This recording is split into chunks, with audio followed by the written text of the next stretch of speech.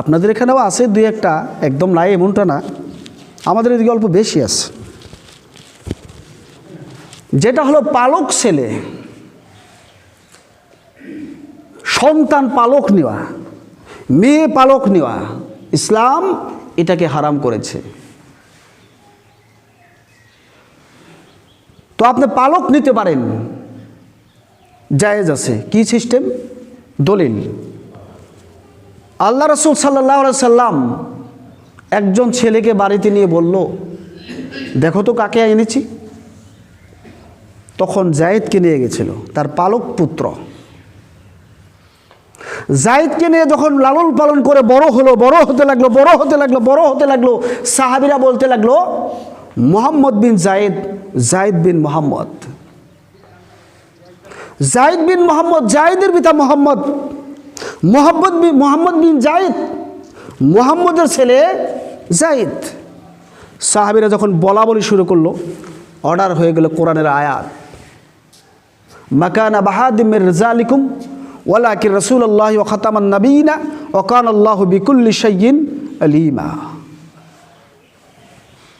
হে পৃথিবীর মানব জাতি, নবী কারো পুরুষদের পিতা নন, নবী কারো পুরুষদের পিতা নন, নবী পুরুষদের পিতা নন।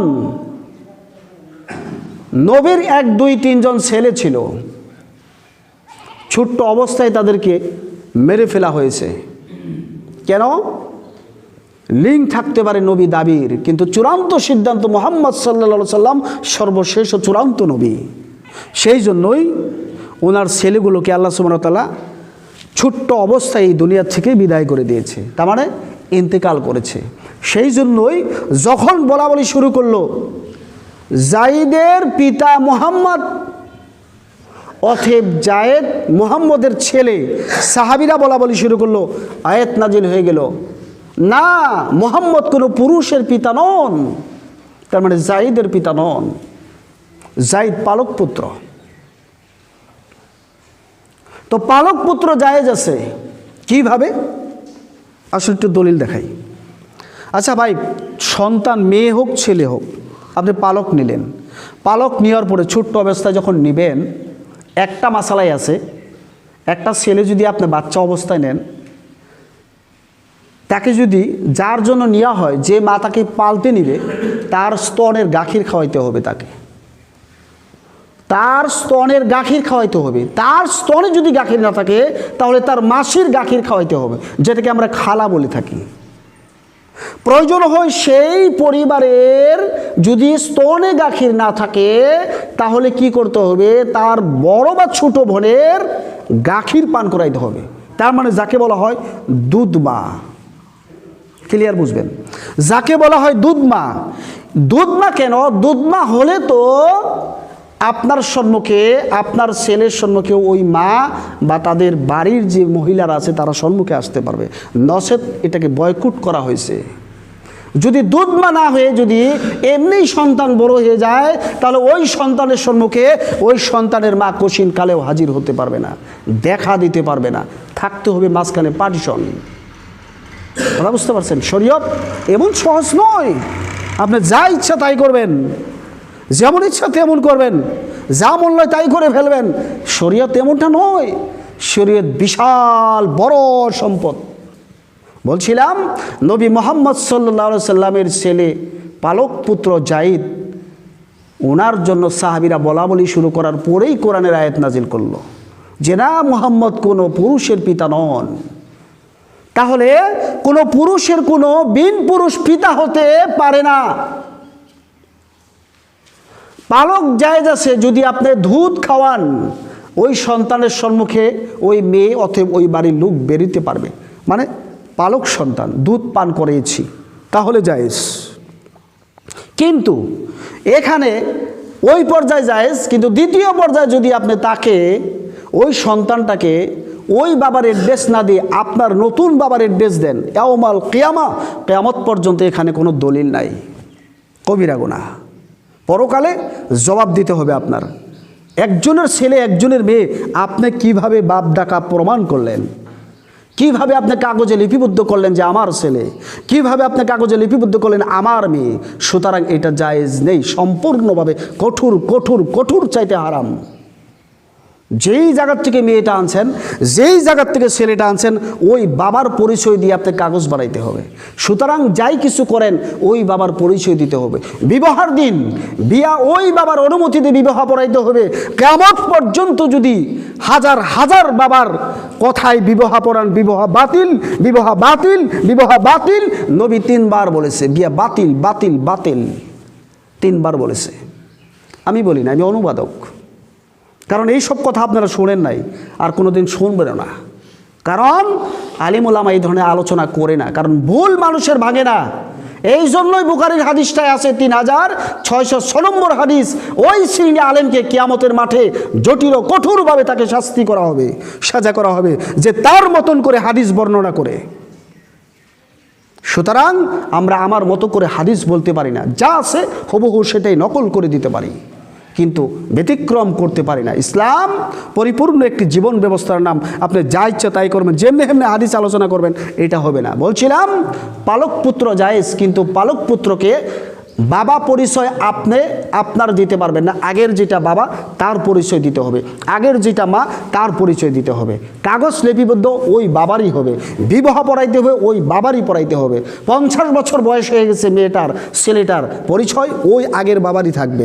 হাসরের মাঠে ওই বাবারই লাগবে, এই বাবার কোনো কাজে আসবে না। সুতরাং বলছিলাম পালক জায়েজ, কিন্তু জায়েজ করে নিতে হবে দুধের মাধ্যমে, অথবা পরিচয় হবে আগের বাবার। পরবর্তী সময় কাউকে বাপ বানানো যাবে না, ইসলাম এটাকে হারাম করেছে। দুধ মা কেন জায়েজ? নবী মুহাম্মদ সাল্লাল্লাহু আলাইহি সাল্লাম যখন জন্ম হলেন, দুনিয়ায় আসলেন, তখন আব্দুল মুত্তালিব তাকে আরেক জায়গায় দিবার জন্য লোক তালাশ করছে। হঠাৎ করে দুধ মা হালিমাতুস সাহাদিয়া, 7 গোত্রের লোক, এই জন্য সাহাদিয়া বলা হয়। আপনারা তো ব্যাখ্যা গেলে কিছু না বললে বুঝবেন না, না, এই জন্য কিছু কিছু বলি, আলেমরা এইভাবে বলে না, বলি এই জন্যই আপনারা একটু শিখুন, কাজে লাগবে কোনো সময়। যে আব্দুর রশিদ এইভাবে আমাদেরকে বুঝাইতো। তে দুধ মা উনাকে যখন দেওয়া হয়, তিনি লাগবাগ 6 থেকে 7 বছর তাকে বড় করেছে, লালন পালন করেছে, দুধ পান করাইছে। কাকে? মুহাম্মদ সাল্লাল্লাহু আলাইহি সাল্লামকে। তো হালিমা দুধ পান করায় নাই? দুধ মা হালিমাতুস সাহাদিয়া, এই 7 গোত্রের লোক তিনি দুধ পান করাইতো। দলিল, নবী মুহাম্মদ সাল্লাল্লাহু আলাইহি সাল্লাম মদিনার মসজিদে ভাষণ দিচ্ছেন, বসে আছেন। হঠাৎ করে দুধ মা হালিমাতুস সাহাদিয়া, বৃদ্ধা লোক, বুড়া হয়ে গেছে, আসলো সম্মুখে। আচ্ছা, যদি দুধ পান না করাইতো সম্মুখে আসতে পারতো কি? দুধ পান না করাইলে সম্মুখে আসতে পারতো? নবীর সম্মুখে আসতে পারতো? আসতে পারতো না। দুধ পান করাইছে বিদায়ী দুধ মা, তার মানে দুধ মা তিনি আমাকে দুধ পান করেছে, সেই জন্যই তার সম্মুখে নবী মুহাম্মদ সাল্লাল্লাহু আলাইহি সাল্লামের সম্মুখে দুধ মা হালিমাতুস সাদিয়া আসতে পেরেছে। আসছে যখন নবী মুহাম্মদ সাল্লাল্লাহু আলাইহি সাল্লাম মদিনার মসজিদে বসে আছে, দুধ মা আসলো, নবী দাঁড়িয়ে পড়ল। নবীর গায়ে ছিল চাদর, নবীর গায়ে ছিল চাদর, নবীর চাদর বিছিয়ে দিল দুধ মা হালিমাতুস সাদিয়ার জন্য। হালিমাতুস সাদিয়া চাদরে বসে গেল, কিছু আলোকপাত করলো, বৃদ্ধা মহিলা চলে গেল। সাহাবী জিজ্ঞাসা করলো, ইয়া রাসূলুল্লাহ সাল্লাল্লাহু আলাইহি সাল্লাম, ব্যাপার কি? বুঝতে পারলাম না। সাধারণ একজন বৃদ্ধা লোক এসেছে, তার জন্য আপনি গায়ের চাদর বিছিয়ে দিলেন, ব্যাপারটা বুঝতে পারি নাই। ও সাহাবী শোনো, জীবনে আমার মায়ের দুধ আমার কিসমতে স্তমন হয়নি, মায়ের কিরকম দুধ আমি খেতে পারিনি। যিনি আমাকে লালন পালন করেছিল দুধ মা হালিমাতুস সাদিয়া, তিনি আজকে মসজিদে এসেছিল, তিনার সাথে আমি কথাবোধন হয়েছে, কথা পেতেছি, সুতরাং তিনি আমাকে দুধ পান করেছে, তিনি ছিল আমার দুধ মা হালিমাতুস সাদিয়া, তার জন্য আমার গায়ের চাদর বিছিয়ে দিয়েছি। সময় তো শুধু, আর আপনার নিজের মা জন্ম দিয়েছে আপনাকে, আপনার মাকে তুচ্ছ তাচ্ছিল্য করে ব্যবহার করুন। জন্ম দিয়েছে আপনার মা, আপনাকে তিল তিল করে পেটের ভিতরে ধারণ করেছে, লালন করেছে, বড় করেছে, কাঁধে নিয়ে, পেটে নিয়ে, হাতে নিয়ে, মুখে নিয়ে, চুমো দিয়ে, কত রকম কষ্ট করে বড় করেছে সেই মাকে আপনি তুচ্ছ তাচ্ছিল্য ব্যবহার করুন। সুতরাং খুব সাবধান হয়ে যাবেন। মা অতিময় গুরুত্বপূর্ণ একটি সম্পদ, পিতা অতিময় গুরুত্বপূর্ণ একটি সম্পদ। পিতা ও মাতাকে কখনো বেয়াদবি করবেন না। তাদের কাছে সদা সর্বদাই নিজের মন, প্রাণ, মস্তিষ্ক সব নত করে রাখবেন। কোনো তার উদ্রে কথা বলবেন না, বাবাকে জুড়ে কথা বলবেন না। বনী ইসরাইল আয়াত নম্বর 23। খুব সাবধান বাবা মায়ের সাথে কথা বলবেন, খুব সংযত হয়ে কথা বলবেন। সুতরাং নবী মুহাম্মদ সাল্লাল্লাহু সাল্লামের দুধমা ছিল হালিমাতুস সাহাদিয়া।